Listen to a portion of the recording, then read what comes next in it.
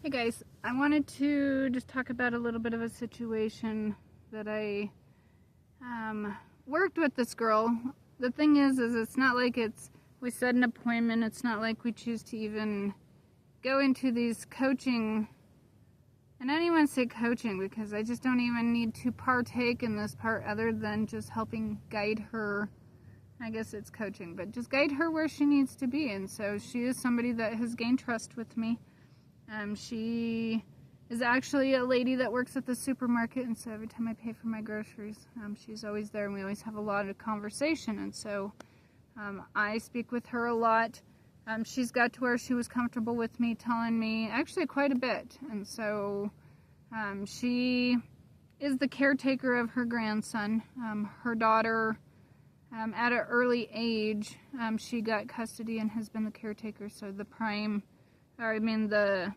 main caretaker and raising this boy. And so he is now 16, and she's at a point where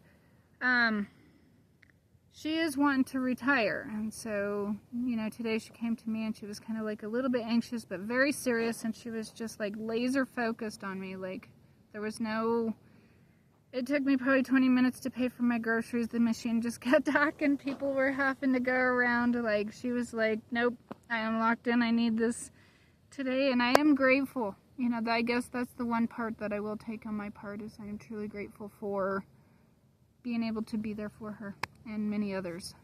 But with her, she was like, I haven't seen you in a while. And I was like, yeah, I've been kind of having some adventures, I guess is the way I could put it. I was like, I really wanted to go some places. And I said, so I've been just going to, different places that really crossed my mind. Sedona, Moab, Utah. I went to the Grand Canyon. That was all just, I loved it so much. And so, these are just adventures that I'm going on, which in my own journey, I'm learning a lot about not just past regression spiritually, but now in a physical way too. And so it's actually very exciting for me. I'm going to continue to keep journeying. In her case, she's not as spiritual, but she's still kind of going through a similar thing. And so with her, she is wanting to retire. And so her grandson is now 16. And so she's kind of transitioning him into basically adulthood. And I kind of talked about, I said, well, just from what we've worked with, because I've worked with her, I've worked with the grandson, we've done some energy work, we've gotten some balancing. Her daughter came out and kind of reinitiated herself into the grandson's life. This was last year. And so it ended up being that she ended up going back from where she was. She didn't stay out here, and so it was kind of the best situation, but they made the best of the situation, if that makes sense. And so with that, that's kind of where we did some more of the energy work, and we kind of got grandson and the woman I was working with, grandma, kind of situation. But she said, in 2 years, I'm wanting to graduate.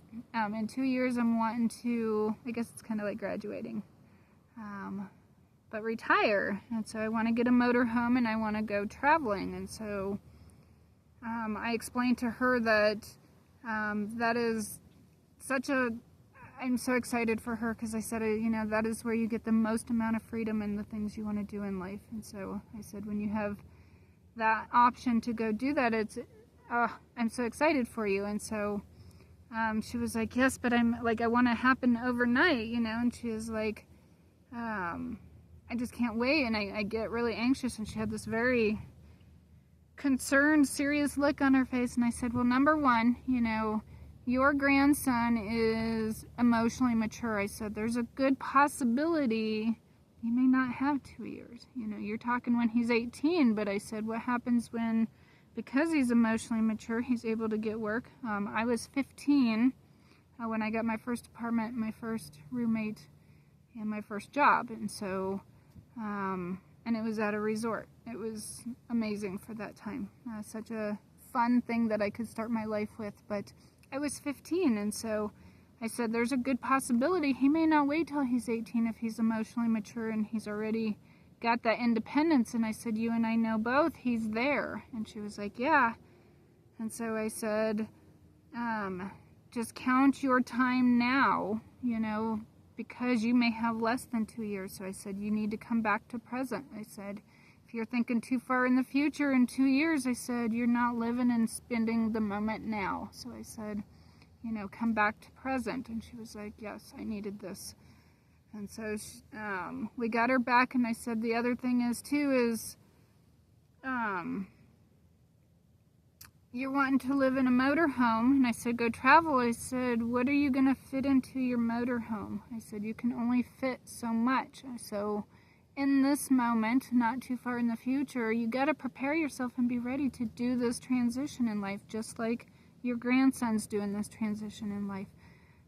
When you're ready to do this, what are you going to fit into your motorhome? You know, so start cleaning out, getting rid of not just the extra stuff. You know, that's perfect as far as a start, but what are you going to fit in your motorhome? Like, you got to think about the weight, the gas, you know, is it really practical for me to have or to use? Like, these are all the things you need to be thinking about right now, and so that's going to help you come back to I am present. And so with her, it was so good. I gave her a big hug. I didn't think she was going to let me go. She just kept hugging me.